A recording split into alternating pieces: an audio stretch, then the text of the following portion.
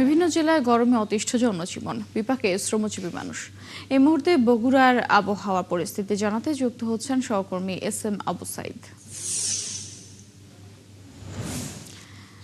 সাইদ, বগুড়ায় আজকের আবহাওয়া কেমন দেখছেন? এছাড়া গরম কেমন অনুভূত হচ্ছে? এই গরমের প্রভাব জনজীবনে কেমন পড়ছে জানাবেন। ভটুসি, আপনাকে ধন্যবাদ। আমি এখন দাঁড়িয়ে আছি বগুড়া শহরের একেবারে 0.7 মাথায়। আর আমার পিছনে আপনি দেখছেন যে এই গরমের কারণে শ্রমজীবী যে মানুষগুলো আছে তারা কিন্তু একেবারে হাঁপিয়ে উঠেছে।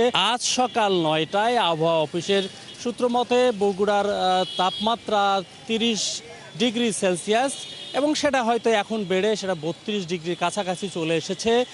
আর গত 2 দিন আগে বগুড়ায় কিন্তু 36 এবং 37 ডিগ্রি সেলসিয়াস তাপমাত্রা উঠেছিল। তার কারণে সাধারণ মানুষ, শ্রমজীবী মানুষ, খেটে খাওয়া মানুষ একেবারে হাঁসফাঁস হয়ে উঠেছে। ভর দুপুরে তারা বাইরে যেতে পারছেন না। আর এগুলো কারণেই মানুষের ভিতর এক ধরনের এই গরমজনিত যে সমস্যা বা রোগ সেগুলো কিন্তু লক্ষ্য করা যাচ্ছে। গতকালও বগুড়ায় কিন্তু বৃষ্টিপাত হয়েছে, 22 মিলিমিটার বৃষ্টি রেকর্ড করেছে আবহাওয়া অফিস। এবং গত মাসে 16 দিন বগুড়ায় বৃষ্টিপাত হয়েছে, সেখানে 261 মিলিমিটার বৃষ্টিপাত রেকর্ড করা হয়েছে। এরপরেও কিন্তু এই ভ্যাপসা গরমে মানুষ একেবারে অতিষ্ঠ হয়ে উঠেছে।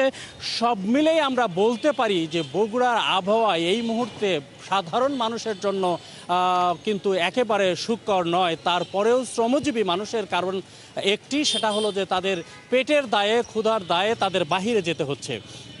এই অবস্থায় চিকিৎসকরা কিন্তু সাধারণ মানুষকে নানা ধরনের পরামর্শ দিচ্ছে, তারপরেও প্রয়োজনের তাগিদে তাদেরকে বাহিরে যেতেই হচ্ছে। মোটামুটি এই ছিল বগুড়ার আবহাওয়া পরিস্থিতির সর্বশেষ তথ্য। ধন্যবাদ সাইদ আপনাকে। দর্শক, বগুড়ার আবহাওয়ার খবর জানাচ্ছিলেন সহকর্মী SM আবু সাইদ।